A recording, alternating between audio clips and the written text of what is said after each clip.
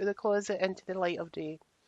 And look who I found this week. It's Calamity Cosplays. Hello! How's it going? So Calamity Cosplay has decided to take the time out on this very early morning on a Sunday, no less. Don't know whether you'll be watching this on a Sunday, people, but who knows? Um, to sit and talk with us about all things cosplay. So we're just going to get right in there and say, when did you first start cosplaying? The very first time I ever did a cosplay was actually back in college. I did it for a photography project, and I did Shizu from Durarara, Um, mainly because I tend to stick to characters that I can use my own hair for, because I don't particularly like wearing wigs. But I did. We had a pretty strict teacher, and he kept sending everyone's ideas back, and ended up just doing a cosplay shoot dressed up, and that was the very first time I ever did a cosplay. I've not done it again, and then I didn't touch it again until last year in May, which was when I finished uni, and I didn't really know what to do because I did graphic design, and I went to like a Comic Con. I went as Connor Kenway from Assassin's Creed, and I absolutely loved it, and I really wanted to sort of stay in that world, so I never left. awesome. Who or what inspires you to cosplay? Uh, I'm not too sure. I think it's just the because it's fun and just hanging out with friends and the friendly atmosphere. Obviously, there's sort of like its ups and downs and stuff. Not everyone is quite nice, but I just like meeting up with my mates and having fun with everyone. Awesome. What's been the most challenging cosplay that you've ever done, both from the creation of the costume and the acting side of it? Because there is a little tiny bit of it be like how the character would move or how they would talk or just how they would interact with people. So Um, what's been like we'll talk about the making of the costume first. So okay. what's been the most challenging cosplay to date that you've had from making a costume? Uh, it's a tough one. I'd say probably the Sephiroth one, mainly because it was all done on a leatherette, and it's got so many sort of panels to it. It was, and it's so incredibly detailed. We did the one from Advent Children, Hmm. and then there's the pauldrons as well, which we did. Um, I wouldn't say it was time consuming because we did that. I think the entire costume in about 2 or 3 weeks because we were pressed for time, and then the pauldrons were done in overnight, and then the next day painted the next day. Um, but yeah, I'd probably say that was the most Challenging from the making point. challenging one so far, anyway. And what about the acting side? Which one's been the most like Um, far well, removed from yourself kind of thing? Funnily enough, I've not actually cosplayed the character that I don't already have a similar personality to. Dante, um, is pretty much not far different from how I usually act at conventions, anyway.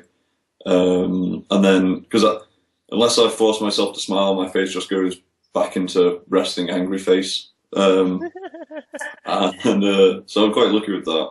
And then Sephiroth, he just looks angry all the time as well. So I kind of just blend in. Can And I ever get Sephiroth's kind of brooding over angry? You know, kind of just well, yeah, it's kind of just work hand in hand with my own face. So I don't really actually have to do too much work on the acting side. What I do struggle with is remembering quotes and stuff. That I always forget to do. see, I've got a really good trick for that. What's that? Write down their most famous quotes on your hand, Oh, and I've looked you down. know, and then just as somebody's like, if somebody comes up to you and says, "Oh, will you do this?" Like, will you do like a quote or something for me? You can just kind of like Look down look at again. your hand like this and go, right, okay, I can do that quote. And Yeah. then, choom. Probably not the best tip that I can ever give anyone, but just write it on your hand, guys. Use like if you have face paints or something with you during the day, use them to write it on your hand. Because I don't ever advocate telling people use ink to write on your hand because that's not the best idea in the world. Um, so this is just a general question that's next. In your opinion, what is the most difficult thing or character to cosplay as? Oh, as from a general perspective, or Hmm. just, I'd say probably, those, if you wanted to do like a monster, Yes. I'd say that would probably be one of the most difficult things to do. I've seen some very, very talented people do them and pull them off with, the special effects, silicons and, so, what's it called? I forgot the name of it now. I can't remember, but yeah, all the where the detail they go into with all the silicon and whatnot, it just looks absolutely amazing. But Have I you ever know they've seen taken months to make. have you ever seen that video on Facebook where somebody's dressed as like I don't know what it I didn't know what it was at first, but it looks like a bat or a gargoyle, Uh, and you think, oh, like I remember watching it and thinking, oh God, this guy's gonna like scream so loud at the camera. So I was like, mute, because I'm not wanting to be deafened today.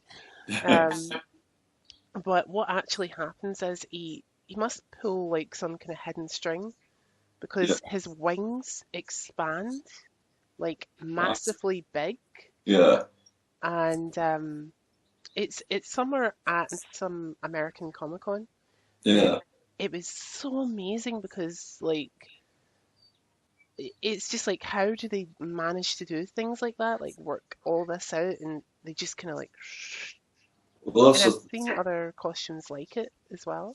stuff like that requires a lot of like forethought and planning. Um, Mainly because you could build it and then it wouldn't work, and then so you got to anything mechanical you've got to really plan out properly. Have you ever done anything like that yourself? No, but I'm currently having to kind of make a mechanical sword. But it's actually Sephiroth's sword, but because like sort of MCM and the bigger conventions have regulations on size of props, and the sword I made before is 8 foot long. I want to shrink it down, so what I'm doing is I've really extensively looked into their rules, and they never said anything about making a sword that folds in half, and then you can flick it out, and then it's full length for a photo, and then just flick it back, and it's folded in half again. Um, Oh, that's pretty sneaky. yeah, so I'm currently working on that for MCM. It's just on its way. I'm just trying to get through the last client of the month that I've taken on, and then there'll be my own stuff, Awesome. which I've got to do an entire new costume for. So you do a lot of different Comic Cons. You mentioned NCM there. Do you do the kind of like smaller local ones in your area as well?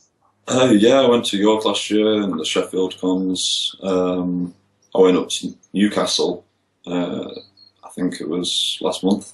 Hmm. And yeah, what I tend to do now is because I'm so busy with work, I just do the ones that I get asked to guest at. And then if there's any in particular that I really want to go to because all my mates are going to, I'll go to those. But other than that, I'm usually just like really pressed on time because I end up having to make people stuff for conventions. Awesome. Um, I just usually don't end up with that much time left. Like this this weekend or next weekend, sorry, is the Manchester Comic Con, which I'm going to be guesting at, and then the weekend after that is MCM. And somehow during next week and the week after, I have to finish off clients full armor from Destiny, and also make my own costume, which I've not even started on my own. Fun. I know how you feel. Like I've got probably more time than you because I've only managed to say, right, okay, I'm definitely going to this one big event, Yeah. and that's not until about August. Um, Is that the London Film Comic Con? No, that's in July, isn't it? well, I'm not going to be able to make it to the London Film and Comic Con, Yeah. but I am going to the one in Glasgow Ah, because okay. that's my local kind of big area. Yeah. Um, and I was actually meeting up with a friend who's asking me, how you got a really interesting costume this year. And I was like, to be honest, I haven't even started on it. Um, but there's an awful lot like tied up with that I really, really want to do. Yeah. So be on the lookout, guys, on iGame Online for little hints about that. Yeah. Hopefully this interview will be up before then. Um, I don't know. We'll see. Uh, so you mentioned both the big and small Comic Cons. Which do you prefer doing? Do you prefer doing the big ones, or do you prefer the small ones, or do you like a blend of the two? I like a blend of the two, actually. The only reason why I was going to MCM this May was to just celebrate a year of Comic Con going. And then I'll probably go to the MCM in October because it's a lot less crowded, but with the same big setup, which I think they both have the pros and cons. Small cons don't have a lot in them, but have less people and you can actually get around easier.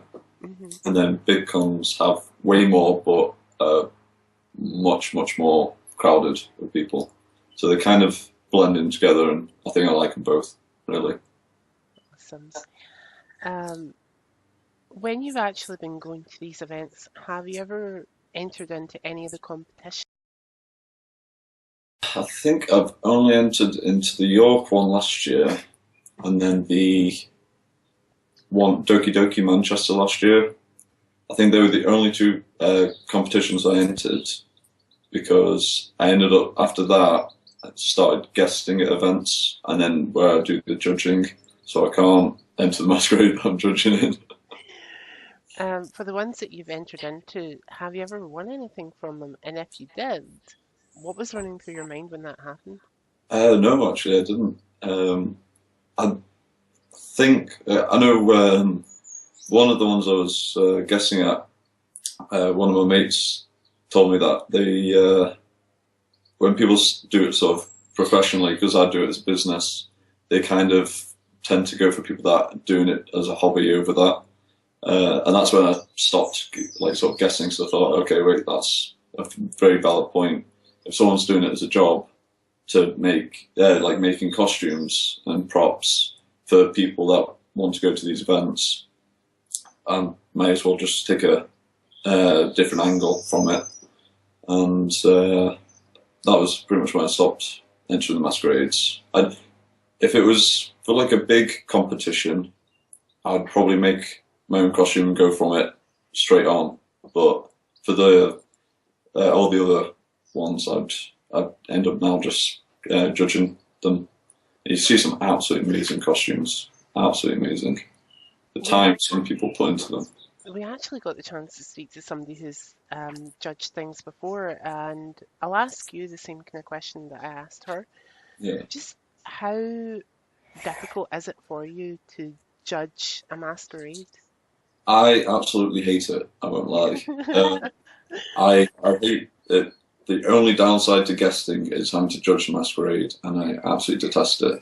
Mainly because you're looking at all the costumes, and they really are difficult to decide. Not just because you don't want to have to pick one; it's just that there are a lot of good ones, and you end up having that sort of dilemma where you don't know who to pick. And what what you end up doing is obviously there's usually three judges. You put have a score sheet after watching them all do the performance and stuff. And what I tend to look for is either performance over the costume. Sometimes, like if there's lots of people with really good costumes, I'll go with performance, and then it's a lot easier to sort of decide one then, because if someone's done an amazing costume and an amazing performance, it makes them a bit easier to pick because they've done both pieces really well. But it is very difficult, very difficult. I really don't like it. You want to give everyone a prize. Yeah, I mean, Very much. yeah, it's not.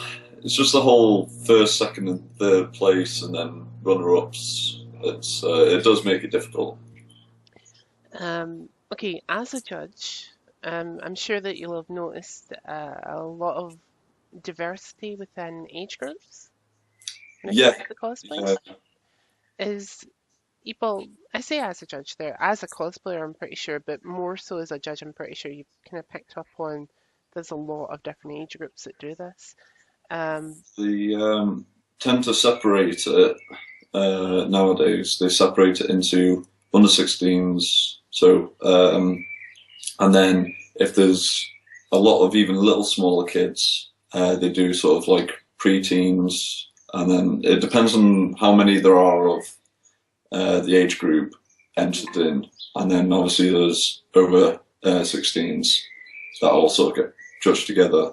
what do Um, you think when you see the different age groups there? I think it's great.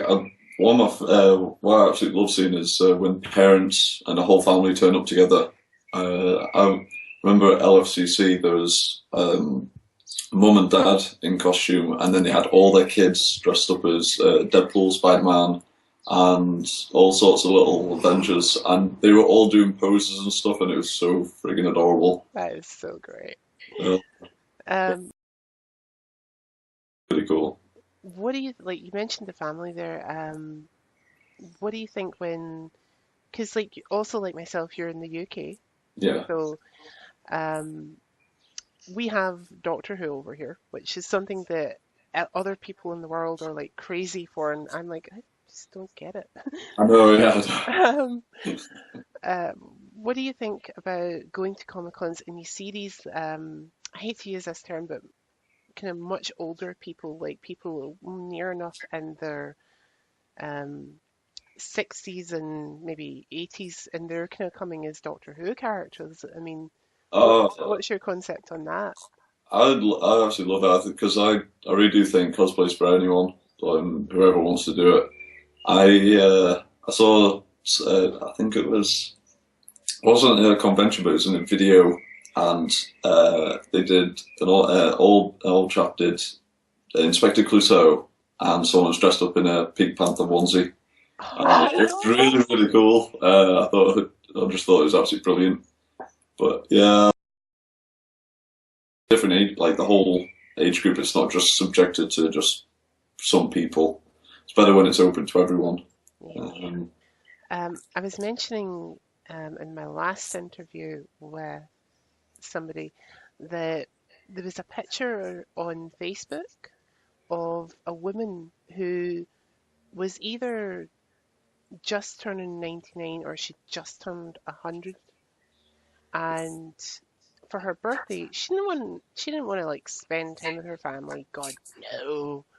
She wanted to go to Comic Con, oh really? and when it's somebody's birthday, you don't want to deny them what they want.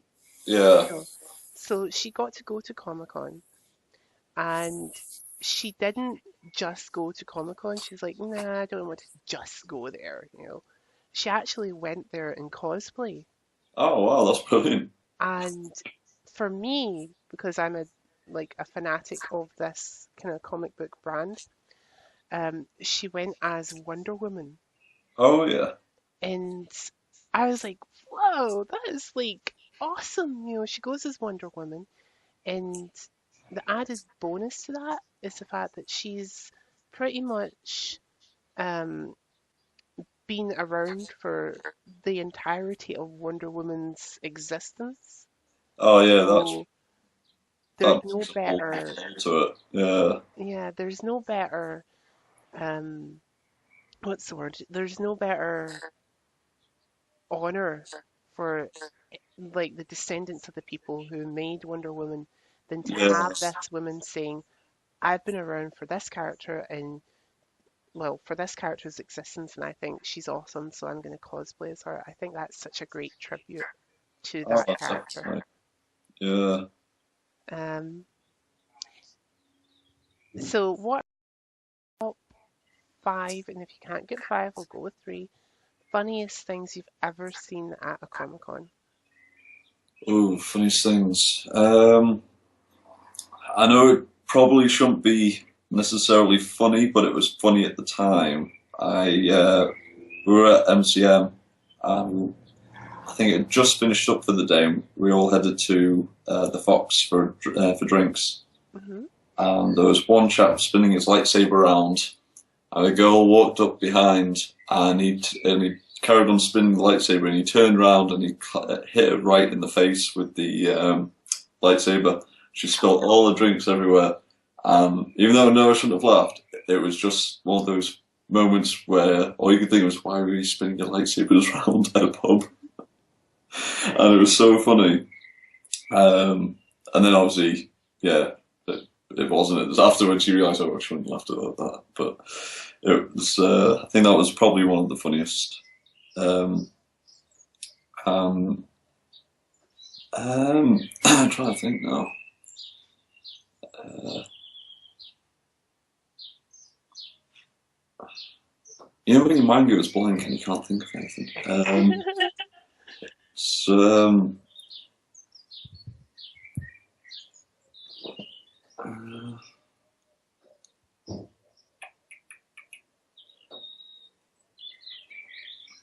I don't know. It's usually just mishaps, like little mishaps that usually make you laugh.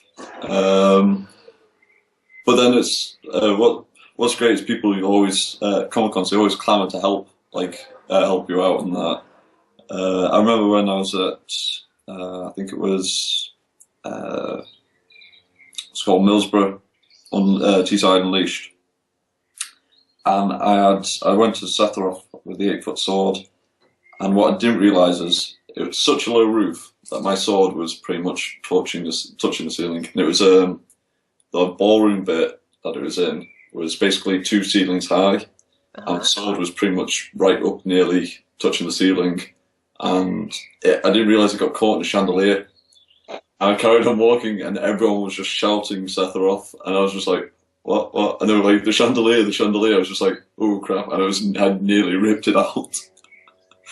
Um, so yeah, it's kind of just things like that end up sticking in my head, making me laugh. Um, But that one time was my own fault, making such a big sword.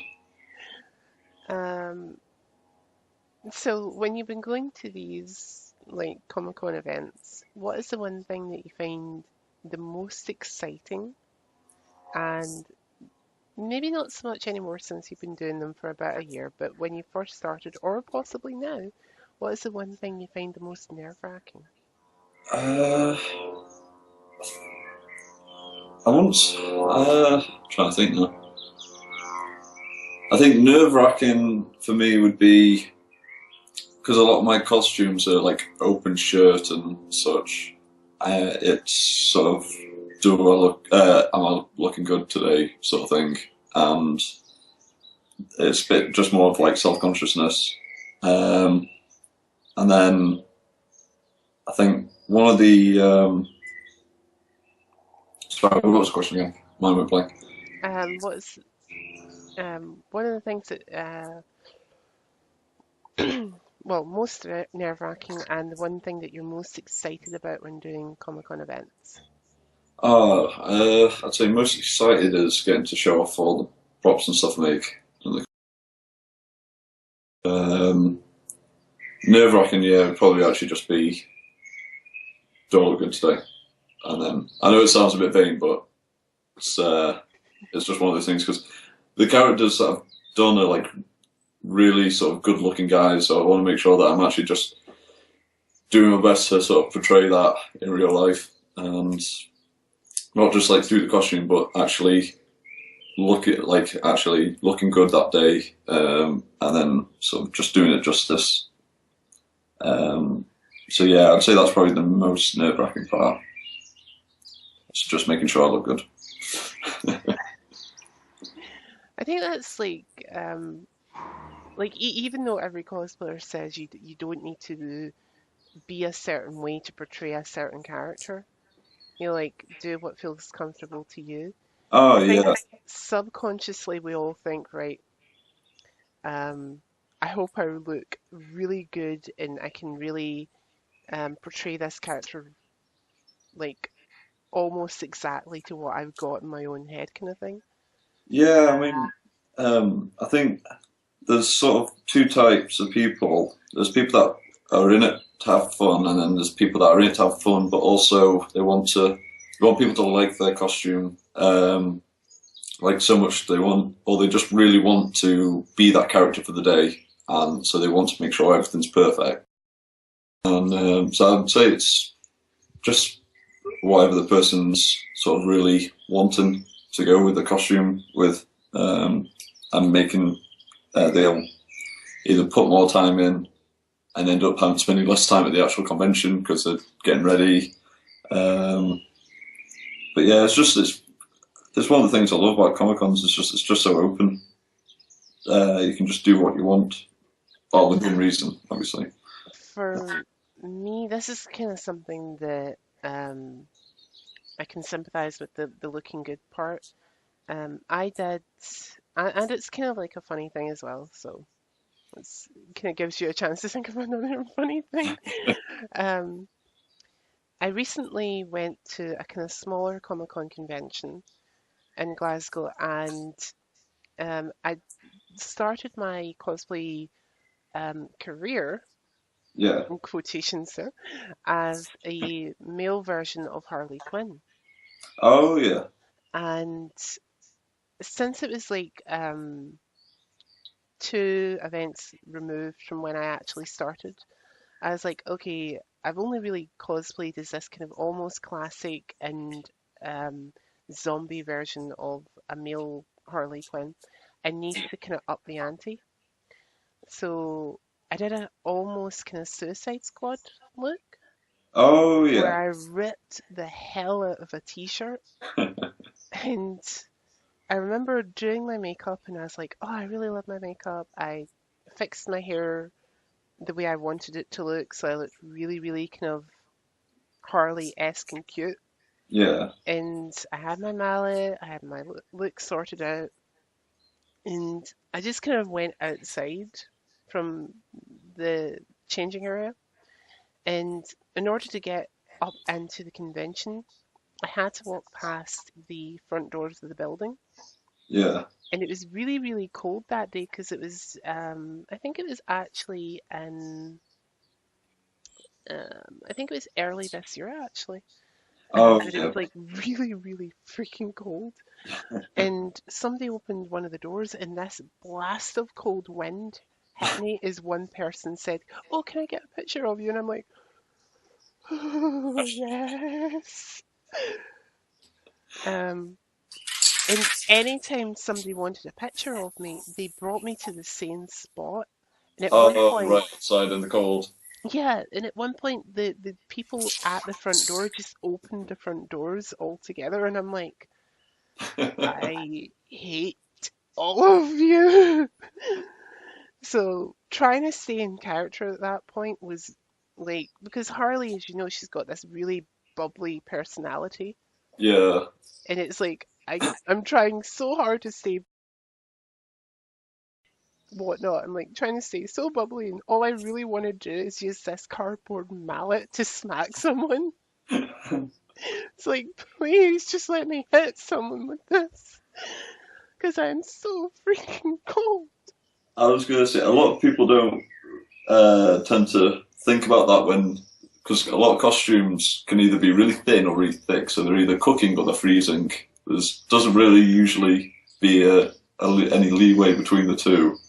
and they don't realise that you could actually just be freezing yourself just so they could get a picture. And it does really just sort of make it difficult to, like I said, stay in character or just actually be friendly and polite in general. I So was literally, like I said, by the end of that day, I was very much on the verge of being rude. I was like, I am just so cold. Um, my friend who was actually cosplaying as Joker, I was like, can you just like come here for a moment and give me a hug so that I can get some body warmth off you? Because I'm freezing. Um, which it's really kind of funny because somebody has actually asked me recently, can we do like a photo shoot with you as Harley? And I'm like, so long as it's on like one of the warmest days of the year, I'm yeah. fine. You know, because the last few times we've done photo shoots, it's been cold and then we've been outside and I'm like freezing. Yeah. No, I'm the opposite when because the like two main costumes that I do at the moment, which is Dante and Sephiroth, because it's just pure leatherette. I get really, really hot in it, even though I'm not wearing a shirt or anything underneath. And they're so heavy as well, Mm. which gets you even hotter because you're trying to lug around this really thick, heavy coat. And end up always having to go outside to cool down. And I think it was LFCC. As soon as I arrived at Sephiroth with the sword, I was in photo shoots for 4 hours straight. And just it was photographer after photographer.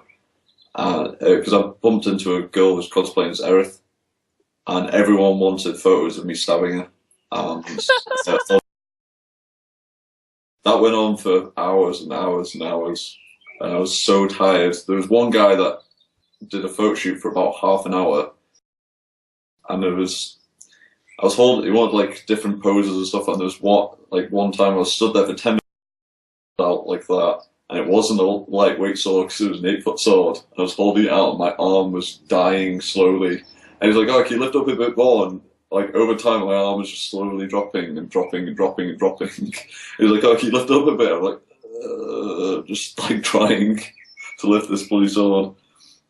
And in the end, I was just like, "Nope, I'm going back to the hotel to get changed," because I couldn't move anywhere. But yeah, so I usually always make sure to stop and hide for breaks, mainly because if you get caught when you do want to break, sometimes you can't get away.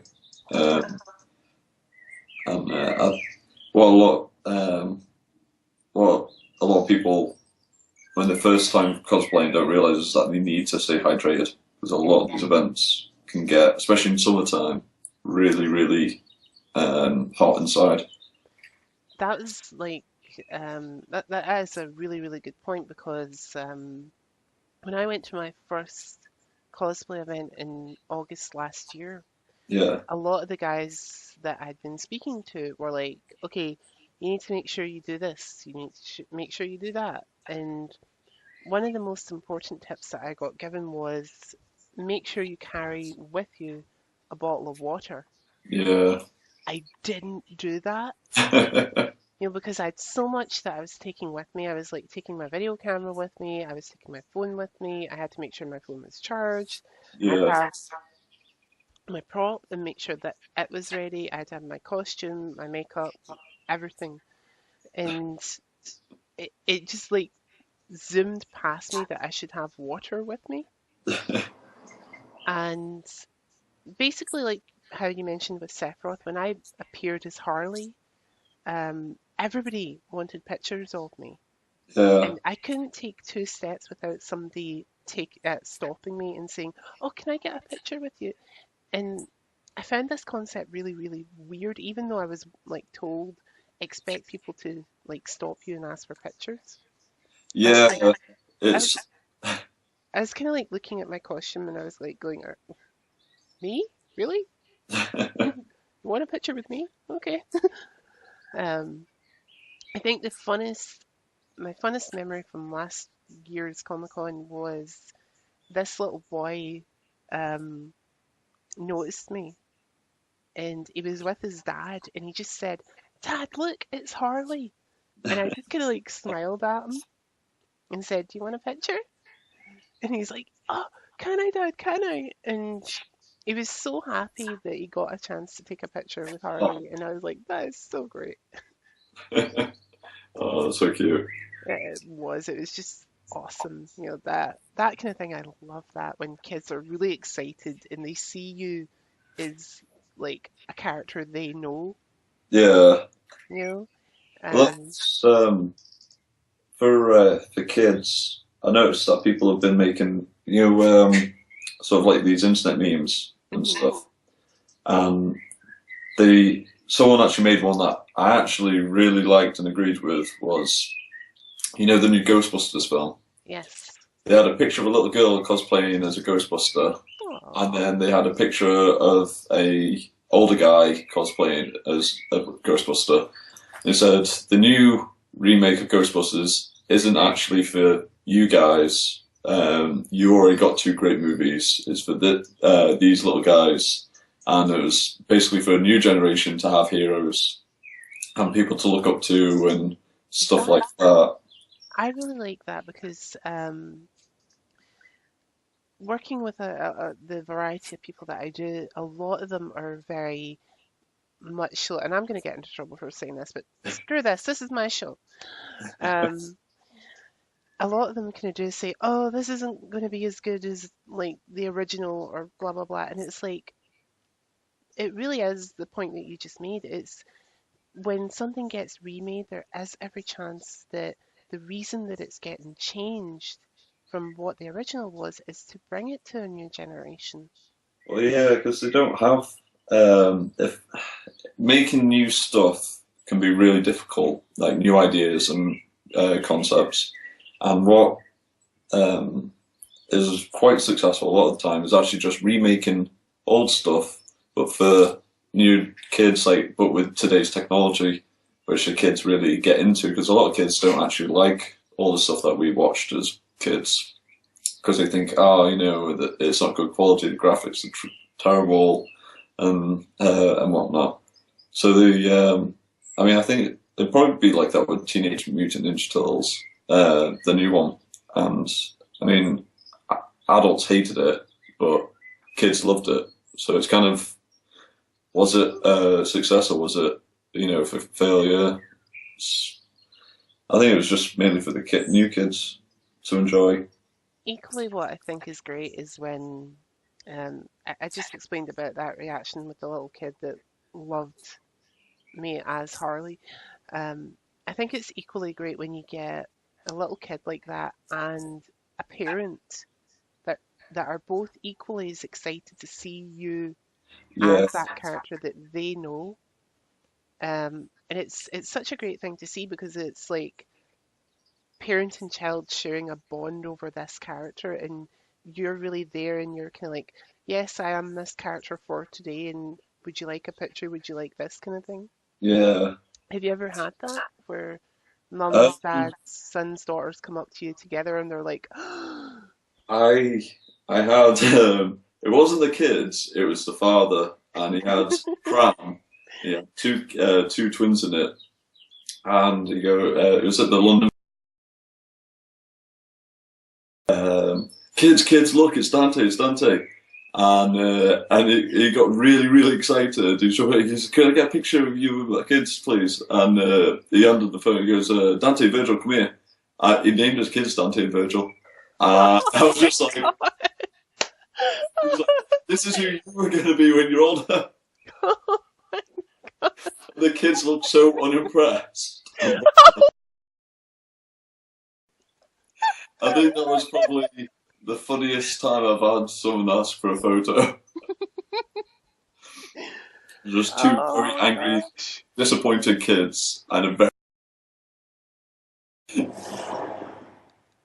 Uh, Oh, please, please, please tell me you have that photo.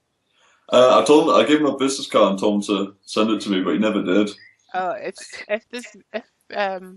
the father of that child is watching this, please, please, please send a photo along to him at Calamity Cosplay so that we can see it. I will tag it onto this video.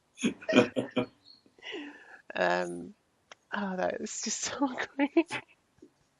It was just so funny because the kids just looked Like, utterly bored. Dad, come Yeah, on, I want to go. yeah. I want home. Oh, that is so great. But yeah, I think that was the best time someone's asked me for a photograph. Oh, that is great. Awesome. That's something that you can take away with you now, and you're like, oh, I remember that day when these children looked so disinterested. Yeah, that was just outside of the is it Olympia building that they do the LFCC in. No, wait. Yeah, I think so. Yeah, it was on the bridge anyway, and because we kept getting stopped at the time I was attending with my cousin, Hmm. we kept getting stopped for photographs all the time, and we ended up. They had a queue going round the building nearly several times to get in, and the convention itself was just so jam packed. It was insane, and I think we were in a queue for like probably nearly 2 hours in the sun and the heat. We didn't have anything to drink because I don't usually have any pockets, so I've got like a little pocket thing for my phone, and that's about it. We were just absolutely cooking by the time we got in there. And then my cousin had this is actually another funny story. Is my cousin had booked a photograph with Sigourney Weaver. All right, awesome. Yeah. And anyway, I was carrying a helmet for her armor, which she did to Alien Queen. And anyway, so I'm walking behind her, kind of stuff, and she shows the ticket. And they say, "Go in, go in." I was carrying. She goes, "Can he come in just so he's carrying my stuff for me? Can he come in?" And they're like, "Yeah, yeah, that's fine, that's fine." Anyway, so we're in this queue, and I pop a helmet on her, and like off you go. And anyway, I turn around to the woman and said, "Oh, so how do I get out of here?" And she was just like, come on, move along, move along, move along." Anyway, so after she gets a photo taken, I end up just being pushed next to Sigourney Weaver, and it was the most awkward moment where I didn't know how I'd gotten into the situation I was in, and I just smiled at the camera and I looked at her and just awkwardly said, "I love you" to her. And it's the most awkward time I've met. I don't usually get starstruck by people, but this is Sigourney Weaver, and I was just so amazed. And it was just so daft how it ended up happening. Anyway, picked up the pictures, and we went out. And oh, sorry, so No? yeah. So, Sigourney Weaver, you were kind of stuck with a Oh yeah, momentary silence. it was absolutely hilarious. I ended up after meeting her, I ended up going and picking up the photos. And picking up my cousin's photo, and she walked down, and I saw mine being printed off, so I just sort of hung back for a couple of seconds, grabbed mine, and went out. We met up with our friends who was outside, and they were like, "Oh, let's see the picture, let's see the picture." So I showed the picture, and I had mine behind it. I went, "Oh yeah, by the way," and just pulled mine out, went swish, and showed mine. It was just, and they were like, it was the fact that they paid 100 quid to get a photo with her. And I just somehow walked in. Uh, yeah, I think that was the most jammy celebrity meeting I've ever done. I think one of the funniest things that have ever happened to me with a celebrity is Robert Englund was at the big convention I was at last year, Oh yeah. and I remember walking up because it was held in an ice stadium, so like a hockey rink kind of thing. Yeah. and I was like trying to get up on, like, say Robert Englund is over like here, Yeah. and I was trying to like get up over here, which is like on the opposite side of the stadium kind of thing. Yeah. So I'm walking up these steps to go and get a seat, and I hear this tannoy announcement, and the guy says, "Please welcome to the stage, Robert." He actually just got Rob Yeah. out, and this crowd erupted with like, "Ah!" I jumped so friggin' high that I was practically on the ceiling, like scared to death because like I thought somebody had been killed, and he actually got to hear the last for England, and Yeah. I was like, oh, and just kind of like petered back down to earth. Yeah. Um, but I was so freaked out by that. I was like, what? I Um, so think yeah, starstruckness there didn't really scare me, but I was scared by the. Um, so while we're actually here, let's talk about props because we kind of like spoken about them partially there, yeah. and I know that you're in the process of making a prop. Yeah. So props, do you make your own, or do you buy some in, or do you do a blend of the two? No, I actually make everything. I started the business last year actually of making them and then expanded out from there. Now we just make everything cosplay related. Whatever the client wants, we'll make. At the moment, currently making Deathstroke sword Wow. um, with a scabbard I designed myself, and which I'm just in the process of painting. He had someone in America let him down who was supposed to be making him one, and he wanted it for MCM. Hmm. But the guy in America had let him down, and he was panicking about getting one in time. And then my mate, who's always in the MCM group, uh, whenever he sees someone that wants something making, he sends them my way.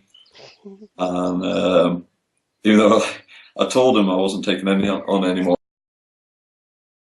stuff to do, Hmm. I felt really, really bad for this guy because he'd been let down by a prop maker, and because it's what I do for a living, I was just like, I don't want him to feel like he's like every prop maker's like that.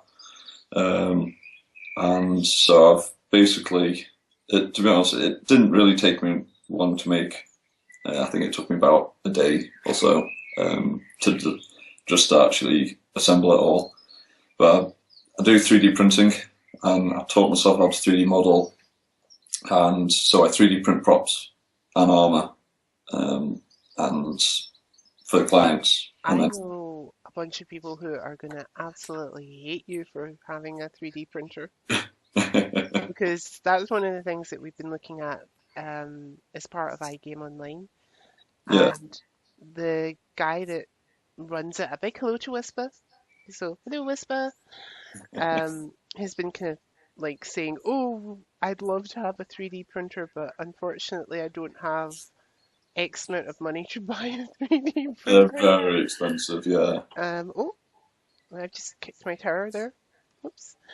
Um, but yeah, I've seen some of the stuff that a 3D printer can do, and holy crap, that is wow. the were you at Newcastle by any chance? Not me personally, no, but Oh, members of iGame were there to support Colby and um, Alphabeti. oh yeah, We helped them get their banners, and I was actually given all the photographs from that one. And they said, "Oh, can you like push this up on the iGame Facebook page?" Which, guys, if you want to, you can go along to Facebook and go to the iGame Facebook page and see what's been happening on iGame, or you can coincidentally go along to our website. Shameless plug. Um, So there'll be links to that, and I think they're in this description. Do you see it down there, Calamity Cosplay? There's like a big description bar. It's kind of like I think it's down there. Uh, There's lots of lovely little links that you can put in there. Um, don't think so. it's like Sorry. it's down there in YouTube land. Oh yeah. Down there in YouTube land. Alongside with that like button as well, and a subscribe button too. Mm. Um, so yeah, I got handed all the photographs, and they're like, okay, they have the iGame water logo on them. Post them, post them. And Yeah. as I was looking through them, I noticed I think it was you as Dante. Yeah, that's me. There's a few pictures of you and Covey together, and then you and Sam, and the three of you together as well. I was like, Yeah. oh, that's so great. Um, I had the table right next to theirs. yes, you did. You did. Um, so going back to props, what is the biggest prop you've ever made? Lengthwise or just size-wise in general? Both. I think lengthwise was the Mazmuni for Sephiroth. Hmm. Did that 8 foot long. My mate designed the file for me because this was before I could 3D model, and because believe it or not, I actually went to a room of engineers that said, how would I go about making the sword this size in real life? And like what materials would be needed other than metal. I said I can only use plastics. I said I can't really use wood because it's not allowed. And they all said it was impossible. And then when I said, what about 3D printing? All the engineers said it was impossible. I went back after making it and then showed it to them all. And the whole room of engineers just sat there like, not knowing what to say. Completely filled me with a really great feeling of empowerment. But yeah, the biggest one I've probably done is the battle axe from Diablo 3. Well, a battle axe from Diablo 3, which is also the heaviest prop I've done. And I did that out of Warbler and foam. But I used so much Warbler that it added so much weight to it that it's incredibly heavy, and I'm not allowed to let attendees pick it up at events because the staff told me not to let anyone touch it because someone would hurt themselves. And then other than that, it's the Buster Sword. I made Cloud's Buster Sword on a 3D printer, which sadly got damaged. Someone left it by a heater and it warped it. So that was heartbreaking, to say the least, because I spent like a good 2 weeks making that. Well, the plus side to that is fans of Final Fantasy will know that Cloud does have a variety of swords, and one of them does look kind of warped. Well, that was the thing. I took it to Blackpool not last weekend, but the weekend before. Didn't even seem to care. Like I discovered it before the day, like it warped, and I thought I'm not going to take it. Then everyone was just saying to me that I should take it anyway and just tell people it got damaged. But yeah, people still wanted pictures with it, which was quite surprising. Good, good, good. So what has been one of the most challenging props that you've ever made? Actually, one that I just sent off last Friday, last Wednesday, which I actually had to learn how to 3D model to make, which luckily it was for, I say for a client, but it was for my mate, Elijah, and he wanted Snake Eyes as Katana doing, and originally I was just going to modify a normal katana blade and then make it look like it.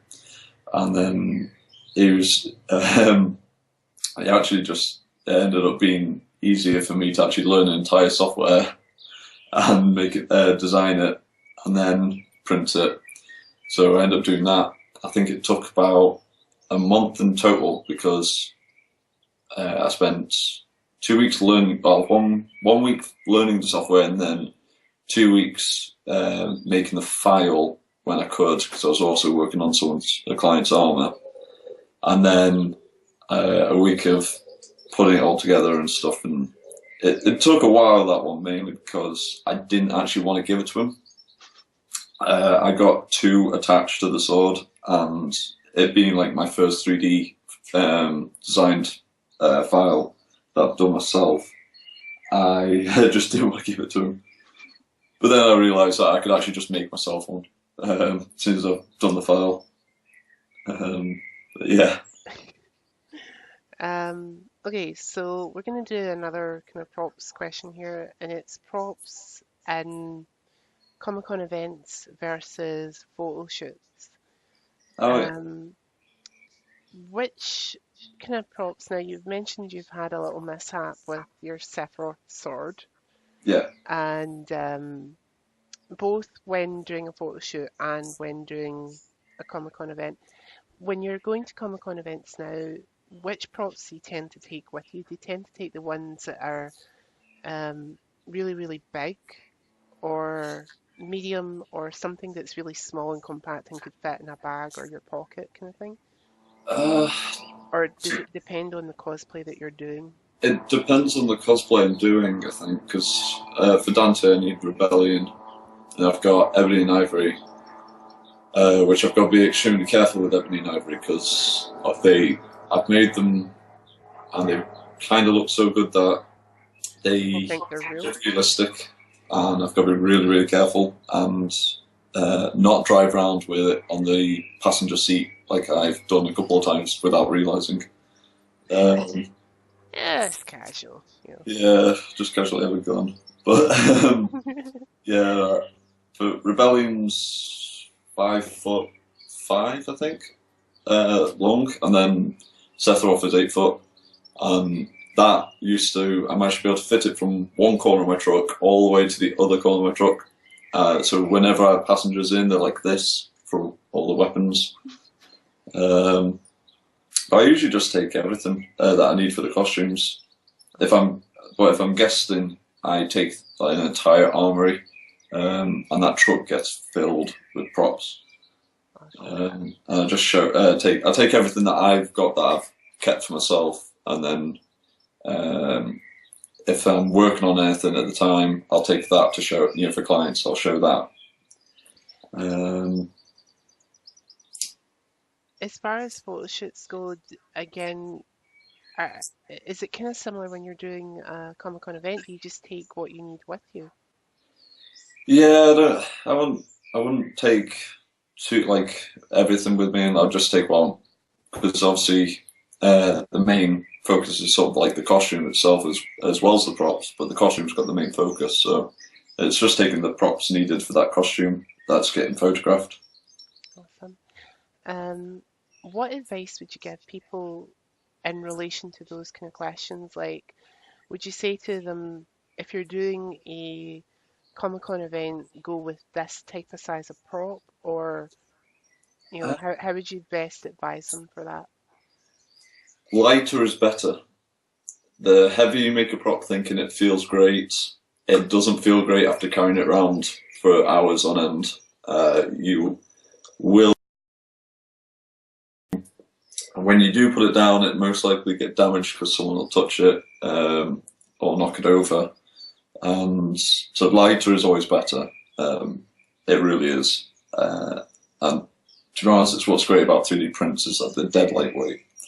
But if you're making props for a costume and you're using wood and stuff, you've got to be careful because you've got to remember you've got to carry that around all day with you.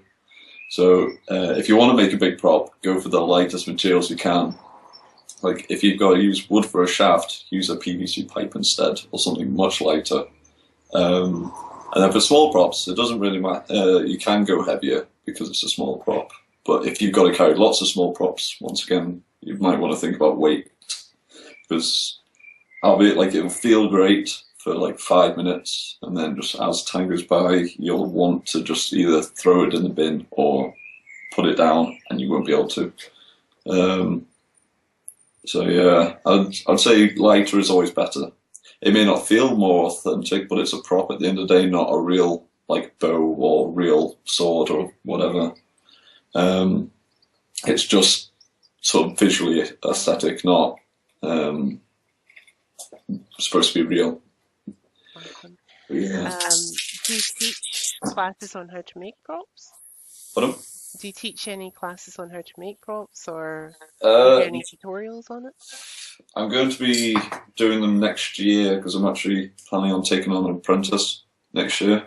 Awesome. I need more hands and I don't have enough hands all the time in the day to keep up with the clients.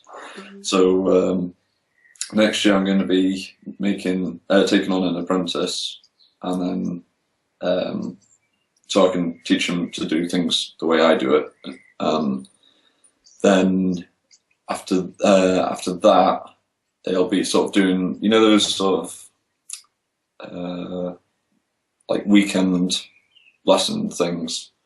Once I've got the workshop set up again, because the builders at the moment have managed to flood it, and it is not safe. Oh dear. Yeah, I walked in there when it had been raining, didn't realise it had been like all the floor was wet, and I turned the lights on. Oh yeah, that's another thing that needs sorting in there is the electrics. Turn the lights on, will electrocute myself. Oh. Sent me back a few feet. So that's really cool. The last question I have for you before we do the Passover, is what advice would you give to anybody who would like to cosplay but is a little unsure of where to start? I would say, do you like look at your favorite characters or any costumes that you like in particular, and then break it down into pieces and think about materials.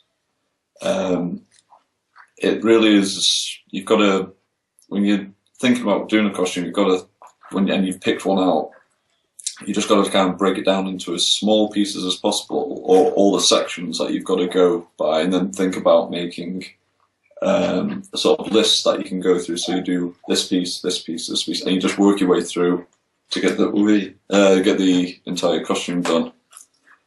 But yeah, it makes things a lot easier than just trying to jump in, because you'll end up like getting to points where you don't know where to go from there, and then you'll get a bit fed up, or it'll just wind you up, or something won't work properly, and then that'll wind you up, and it can be really off-putting when it doesn't work the way you want it to. So planning is always great. Okay. And the last thing now is the Passover. So this is the opportunity where I'm going to pass over to Calamity Cosplay, and he can tell us all the kind of social media places we can get in touch with him if we have any further questions. Don't forget, guys, that you can put a question down for me or Calamity Cosplay in the comments section of this video, and I'm sure we will both kind of have a look and answer what questions we can. So, Calamity Cosplay, where can we get a hold of you on social media if we have any further questions? I'm on Facebook at Calamity Cosplays. It's got a picture of me as on the banner, like my three costumes, and then the logo is a profile pic. And then Instagram, you can get into it's under the same name again. And then I think Twitter is under Calamity Connor, but I'm terrible at Twitter. I really am. So if I don't respond on that, if you do try and get in touch with me through it, try Facebook or Instagram, and then just you can say I've tried through Twitter. But yeah, just those three at the moment. Awesome. There will be those guys down in the description of this video, so please do go and follow Calamity Cosplay at the following links. Also, don't forget to check out iGameOnline.net, as well as our Facebook page, and even stick around on my YouTube channel for more content. We're not done yet, not even by a fraction of a mile. So also I'd like to take the time to thank Calamity Cosplays for coming and sitting with us for a whole hour and talking about all things cosplay. So thank you so much. That's okay, don't worry. So I don't know what you guys are up to today, but I hope you have a wonderful day, whatever it is you're doing, and I will be back with another video real soon. Bye, guys.